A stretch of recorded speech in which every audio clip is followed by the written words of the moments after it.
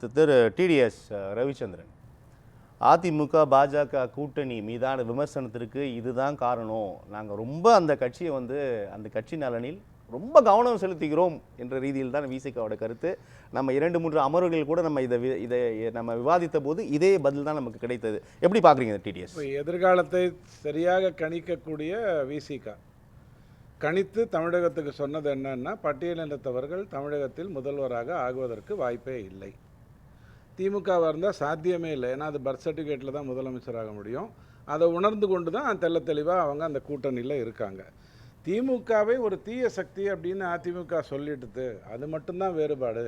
கருணாநிதி ஐயா மேலே இருக்கக்கூடிய வெறுப்பு மட்டும்தான் அதிமுக, மற்றபடி அதிமுக சித்தாந்தெல்லாம் ஒன்றும் கிடையாது அப்படிங்கிற அடிப்படையில் பேசுகிறதா இருந்ததுன்னா, அதிமுகவுடைய ஆன்மீகம் திமுகவுடைய போலி நாஸ்திகம் ரெண்டுத்துக்கும் பெரிய வேறுபாடு இருக்குது. அதிமுகவுடைய தேசிய சிந்தனை திமுகவுடைய தேசிய அற்ற சிந்தனைக்கு பெரிய வேறுபாடு இருக்குது. இந்த வித்தியாசம் அதிமுக தொண்டனுக்கு நல்லா தெரியும். அவனுக்கு ஒன்று தெரியும், திமுக தீய சக்தி, அது தெரியும். ஆனால் அவன் அடிப்படையில் ஆன்மீகவாதி, அவன் அடிப்படையில் தேசிய சிந்தனை உள்ளவன். 3 முறை தொடர்ந்து வென்ற மோடி ஐயா 27 வருடமாக குஜராத்தில், 23 வருடமாக மத்திய பிரதேச. ஒரு குறுக்கீடு டிடிஎஸ், அதிமுக பற்றி விமர்சனம் என்பது கூட ரொம்ப குறைவு தான். பாஜக கூட்டணி, பாஜக என்பதுதான் பிரதானமாக முன்வைக்கப்படுது.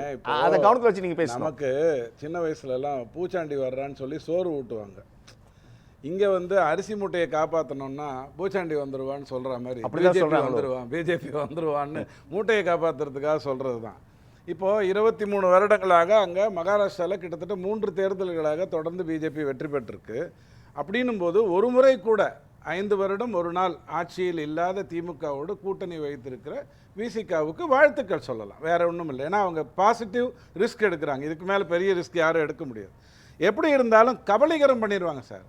யாரை? அதிமுக சாப்பிட்ருவாங்க. காலையில் பிரேக்ஃபாஸ்ட்டில் அதிமுக மன்னார்குடியை சாப்பிட்டுட்டு மத்தியானம் லஞ்சில் மகாராஷ்டிராவில் சிவசேனாவை இப்படிதான் சாப்பிட்டார்கள் தவறு என்ற ஒரு மேற்கோள் காட்டுகிறார்கள். தவறு ஷிண்டே மூலமாக அங்கு நடத்தப்பட்டது வாதமா முன்வைக்க நடக்கல. நான் திரும்பவும் சொல்கிறேன், மகாராஷ்டிராவில் 3 முறையாக தேர்தலில் பிஜேபி கூட்டணி தான் வெற்றி பெற்றது. சிவசேனா முதல் முறை என்ன பண்ணுறாரு, நான் ஆதரவு கொடுக்க மாட்டேங்கிறாரு. சரத்பவார் வெளியிலேருந்து ஆதரவு கொடுத்தாரு, ஒரு ஆட்சி நடந்தது. 2வது முறை அவர் என்ன பண்ணுறாரு, சரத்பவாரோடையும் காங்கிரஸோடையும் சேர்ந்து ஒரு ஆட்சி அமைக்கிறார். பிஜேபி பக்கத்தில் உட்காந்துருந்தது, சிங்கிள் லார்ஜஸ்ட் பார்ட்டி. கூட்டணியான பிஜேபி சிவசேனா தான். அப்போ சிவசேனாவில் இருந்தவர்கள் சரத்பவாரையும் காங்கிரஸையும் கூட்டணியில் சேர்த்துக்கிட்ட உடனே இந்துத்துவாக்கு எதிராக இந்த கட்சி செயல்படுகிறது, பால் தாக்கரேவுடைய சிந்தனையே இந்துத்துவா தான் அப்படிங்கிற அடிப்படையில் தான் வெளில வந்தாங்களே ஒழிய, வெளில வந்தவங்க ஆட்சி அமைச்சாங்க. இன்றைக்கி அதே மாதிரி கட்சியில் ஜெயிச்சாங்க. இன்னொன்று சொல்கிறேன், பால் தாக்கரே ஐயா இருக்கிற வரைக்கும் 40% சீட்டு, 40% தான் அவங்க வெற்றி பெற்றிருக்காங்க. 100 சீட்டில் நின்றால் 40 சீட் வெற்றி பெறுவாங்க.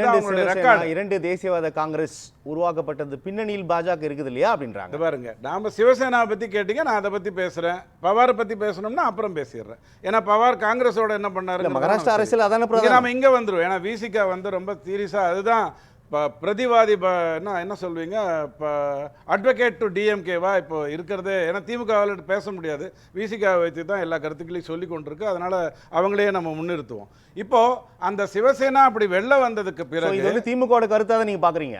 எது ஏங்க, திமுக என்ன பண்ணோம்னா தான் எந்த கருத்தையும் சொல்லாது, யாரை வைத்து சொன்னால் தெளிவாக இருக்கும்னு பார்க்கும். சில கருத்துக்களை ஆர்எஸ் பாரதி ஐயா வச்சு சொல்லும், சில கருத்துக்களை இளங்கோவன் ஐயா வச்சு சொல்லும். இந்த மாதிரியான விஷயங்களை சரியான மனிதர் நேர்மையாக அரசியல் நடத்தி கொண்டிருக்கக்கூடிய திருமாவளவன் ஐயா தான். அவரை வைத்து சொன்னால் தான் வேலைக்காகும். இப்போது 4 ஐஏஎஸ் தேர்ந்தெடுத்தாங்க பாருங்கள். யார் அந்த 4? அதில் ஒருத்தர் அமுதா ஐஏஎஸ். அம்மா யார்? திமுக பணம் கொடுக்குதுன்னு சொல்லி பெரிய பிரச்சனையை கிளப்பி விட்டு அதற்கு பிறகு அவங்க ஓரங்கட்டப்பட்டு இன்றைக்கி அவங்க நல்ல பொசிஷனில் இருக்காங்கங்கிற, அதாவது நேர்மையாளர்களை அனுப்பிச்சு பேசினா தான் நாம் கொஞ்சம் சைடில் ஏதோ கேப்பில் மேலே வர முடியுன்ற நம்பிக்கை. திமுக கரெக்டாக ஆளை தேர்ந்தெடுக்கும். அது உங்களுக்கு தெரியாத விஷயம் இல்லை. இப்போ கேள்வி என்ன அப்படின்னா, பிஜேபி சாப்பிட்ருங்க அப்படின்னு சொன்னால், ஒடிசாவில் நாங்கள் போய் கேட்குறோம், ஐயா நீங்கள் 25 வருடமாக ஆட்சி செய்துட்ருக்கீங்க, நீங்களும் கூட்டணியில் இருப்போம். பாராளுமன்றத்தில் எம்ஜிஆர் ஐயா சொன்னார் இல்லையா, 80-20ன்னு சொன்னார். சில பேர் அதை 60-40ன்னு சொல்கிறாங்க, அது வேறு விஷயம்.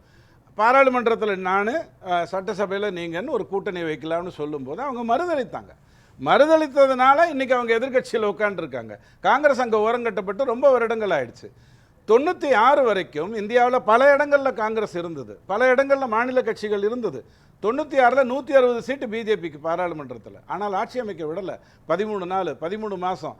98ல் 182, 99ல் 182, தொடர்ந்து அதிக சீட்டுகளை பெற்றுக்கொண்டாலும் ஆட்சிக்கு வரவிடாதபடி பிஜேபி காங்கிரஸ் பண்ணி கொண்டிருந்தாங்க. இன்னைக்கு 18 மாநிலத்தில் நாம் இருக்கோம். யாரை சாப்பிட்டுட்டு இருக்க முடியும்? 18 மாநிலத்தில் நம்ம தமிழகத்துக்கு வந்துடலாம். டிடிஎஸ் தமிழகத்தில் சாப்பிடுற கதைக்கு நான் வந்தேன். இந்த விமர்சனம் வருவதற்கான காரணம் அப்படின்றது விசிகாவோ இல்லை திமுக சொல்லியோ சொல்றாங்க அப்படின்ற ஒரு வாதமா நீங்க சொல்றீங்க. ஆனா அதிமுக பாஜக பரஸ்பரமான கருத்து மோதல்கள் இருக்கு இல்லையா? கூட்டணி அதிகார பகிர்வு தொடர்பா இவர்கள் ஏற்றுக்கொள்ளவே மாட்டேன் என்கிறார்கள். அவர்கள் உறுதியாக நாங்கள் கூட்டணி ஆட்சிதான் என்கிறார் அமித்ஷா. இந்த ஒரு கருத்து பகிர்வு அல்லது கருத்து முரண்கள் இருக்கு இல்லையா? இதை தான் அட்ரஸ் பண்றாங்க.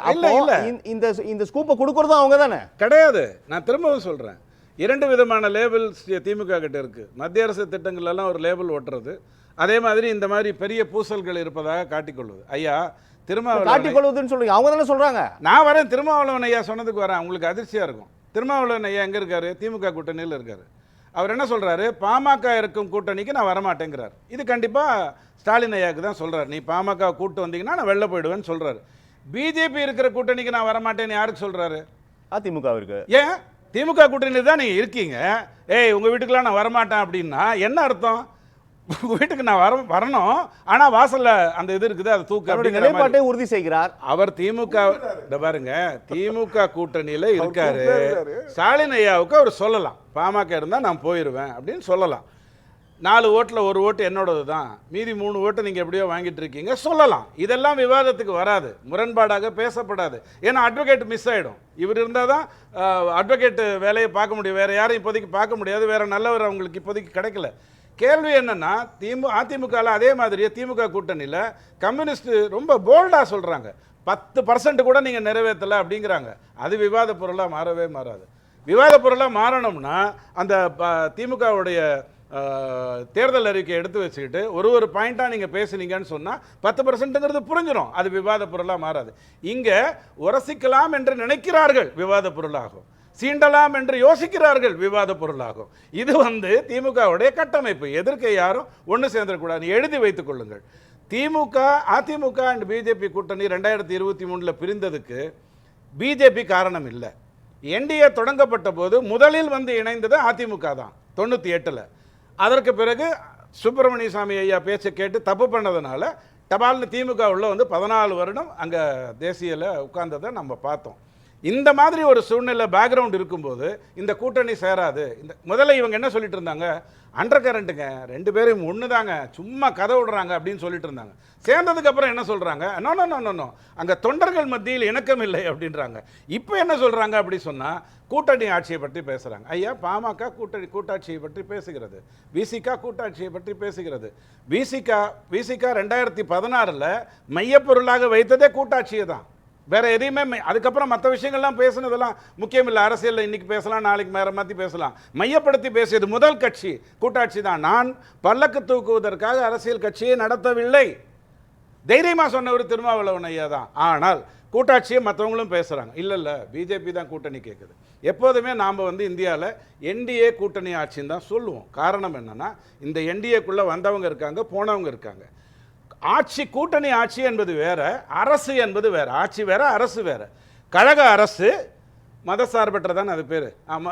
ஐயுஎம்எல் இருக்குமே திமுக கூட்டணி, அந்த மதசார்பற்ற ஜனநாயக கூட்டணி கூட்டணி ஆட்சி. இப்படித்தான் நீங்கள் அதை பிரித்து பார்க்க வேண்டும். ஆனால் அதில் ஒரு சலசலப்பை கொண்டு வருவாங்க. என்னை பொறுத்த வரைக்கும் ரொம்ப முக்கியம் என்னன்னா, ஒடிசாவில் எந்த தப்பும் பண்ணலை, மகாராஷ்டிராவில் யாரையும் பிரிக்கலை. சொல்லப்போனால் நிதிஷ் ஐயாவை ரொம்ப நேர்மையானவர், அரசியலில் நேர்மையானவர்களை அழகாக தள்ளி விட்டுறலாம். கொஞ்சம் கேவலமாக பேசுனீங்கன்னா அவங்க கிளம்பி போயிடுவாங்க. ஆனால் நிதிஷ்குமார் ஐயாவை 3 முறை ஜம்ப் பண்ணி வெளியில் போனதுக்கு பிறகும் இன்றைக்கும் அவர் தான் முதலமைச்சர் அப்படிங்கிற அடிப்படையில் தான் தேர்தல் நடக்குது. அப்போ அதிமுக சாப்பிட்ருவாங்களா? அப்போ ஒரு லாஜிக் வைக்கிறேன் சார். பிஜேபி அதிமுகவை சாப்பிட்டுருச்சு, நாளைக்கு காலையில் என்ன பண்ணிச்சு? அதிமுகவை சாப்பிட்டுருச்சு. அப்போ அதிமுக தொண்டர்களுக்கு பிஜேபி மேலே கோபம் வரணும்ல, கோபம் வரணும் இல்லையா? கோபம் வந்தால் அவங்க யார் பக்கம் போவாங்க? திமுக பக்கம் தானே போவாங்க. அப்போ நீங்கள் உண்மையிலே என்ன பண்ணணும்? பிஜேபி அதிமுகவை சாப்பிட விடணும். நீங்க இன்னும் சாப்பிடு, சீக்கிரம் சாப்பிடு, அப்பதான் எனக்கு ஆள் வருவாங்க சொல்லலாம். ஆனால் பயம் என்ன? அதை கடந்து அதிமுக நலனில் நாங்கள் அக்கறை கொண்டுள்ளோம் சொல்றாங்க. இது பொதுவா இருக்கிற ஒரு ஸ்ட்ராட்டஜி தான் சார். பாருங்க. அவங்க 2 பேரும் ஜெல்லான ரொம்ப சந்தோஷம் சார். உங்களுக்கு தான் சார் அந்த வாய்ப்பு வரும்னு சொல்றாங்க. இது பொதுவா அணுகக்கூடிய நபர்கள். அதை மீறியும் நாங்கள் நலனில் அக்கறை கொண்டுள்ளோம்னு சொல்றாங்க. இல்லைங்க, அது தப்பே கிடையாது. இப்போ நான் வந்து ஒரு ஹாஸ்பிட்டலில் இருக்கிறவங்கள பார்த்து உடம்பு எப்படி இருக்குன்னு கேட்கலாம். நீங்கள் வெளில வந்ததுக்கப்புறம் உடம்பு எப்படி இருக்குன்னு கேட்கலாம். ரெண்டுத்துக்கும் ஒரே வார்த்தை தான், அர்த்தம் மட்டும் மாறும். நீங்கள் எப்படி வேண்டுமானாலும் அதிமுக மேல் அக்கறை கொள்ளுங்கள், எங்களுக்கு அதை பற்றி கவலையே இல்லை. அதிமுக பிஜேபி கூட்டணிங்கிறது வந்து எழுதி வைக்கப்பட்ட ஒன்று. இப்போ உடனே இந்த கூட்டணி ஆட்சியை பற்றி பேசுகிறாங்க. ஐயா, கூட்டணி ஆட்சிங்கிறது எது முடிவு பண்ணும்? இப்போ அவங்க 128 சீட்டில் நிற்கிறாங்கன்னு வச்சுக்கோங்க. 2006 திமுக நின்றது, வேறு வழியே இல்லை, எல்லாரும் வாங்க எப்படியாவது காப்பாற்றுங்கன்னு சொல்லி ஒரு 128 சீட்டில் நின்றது. அந்த நிலை அதிமுகவுக்கு வரும் என்று சொன்னால் நீங்கள் பயப்படலாம். அது 140 நிற்க போதா, 160 நிற்க போதா, 180? ஏன்னா 234 நின்ற ஒரு கட்சி அதிமுக. இவங்களுக்கு அந்த தைரியம்லாம் கிடையாது. 4044 கூட திமுக வந்து கூட்டணி இல்லாமல் தேர்தலை சந்திக்க போகிறதில்ல. அப்போது அதிமுகவை பொறுத்த வரைக்கும் அவங்க 140 160 தேர்ந்தெடுத்துட்டாங்கன்னு சொன்னால் அவர்கள் தான் ஆட்சி அமைக்க போகிறாங்க, தனி மெஜாரிட்டின்னு வரும்பொழுது. இதில் எங்கேருந்து குழப்பம் வருது? ஏன் நீங்கள் வந்து இங்கே இருக்கக்கூடிய பிரச்சனைகள் என்ன? உங்களுடைய கேஸ் ஒன்று டிஸ்மிஸ் ஆகிருக்கு சுப்ரீம் கோர்ட்டில். கலாநிதி ஐயா 130 கோடி 1300 கோடி ஒரு டேமேஜ் கேட்டிருந்தார் கல்ல ஏர்லைன்ஸை, அதை ரிஜெக்ட் பண்ணிட்டாங்களே, அதை பற்றி பேசுங்க. சகோதரர்களுக்குள்ள ஒரு பிரச்சனை வந்தது, பேசுங்க. அதையெல்லாம் பேச மாட்டோம். எப்போ பார்த்தாலும் அதிமுகவோட கூட்டணி, அதிமுகவோட கூட்டணி. இப்போ கேள்வி என்ன அப்படின்னா, பிஜேபியில் ஒரே ஒரு வரியில் முடிச்சிடறேன், ரொம்ப சிம்பிளாக முடிச்சிடறேன். சுருக்கமா 2019, 21, 24 திமுக வாக்குகள் சரிந்து கொண்டு வந்திருக்கிறதா என்று பாருங்கள். இன்னைக்கு இன்னும் ஜாஸ்தியாக வந்திருக்கு. வீடு வீடாக போய் ஓடிபி வர வாங்க முடியாத படிக்கு நீதிமன்றம் சொல்லிடுச்சு. இருந்தாலும் வாங்குவாங்க, பணம் கொடுத்தாலும் என்ன ஆகுங்கிறது அவங்களுக்கு நல்லா தெரியும். ஆனால் 2024 பிரிந்திருந்த பொழுது பிஜேபியும் அதிமுகவும் 90 சீட்டில் திமுகவை விட அதிக வாக்குகள் வாங்கியிருந்தது. அப்போ பிரிந்திருக்கும் போதே அதிக வாக்குகள் வந்ததுன்னு போது, சேர்ந்திருக்கும் போது குறையறதுக்கு எங்கேருந்து வாய்ப்பு வரும்? அதுவும் பாராளுமன்றத்தை விட அதிகமான வாக்குகள் வாங்கியிருந்தாங்க. 90 சீட்டில் பிஜேபி தனியாகவும் அதிமுக தனியாகவும் வாங்கிய வாக்குகளை கூட்டினீங்கன்னு சொன்னால் திமுகவை விட அதிகமாக இருந்தது. இப்போ நாளைக்கு இது குறைஞ்சதுன்னு வச்சுக்க வாய்ப்பு இல்லை. பாராளுமன்றத்தை விட இன்னும் வீரியமாகத்தான் வாக்குகள் சட்டசபையை பொறுத்த வரைக்கும் வரும். திமுகவுக்கு வரும், அதிமுகவுக்கு வரும், அது வேறு விஷயம்.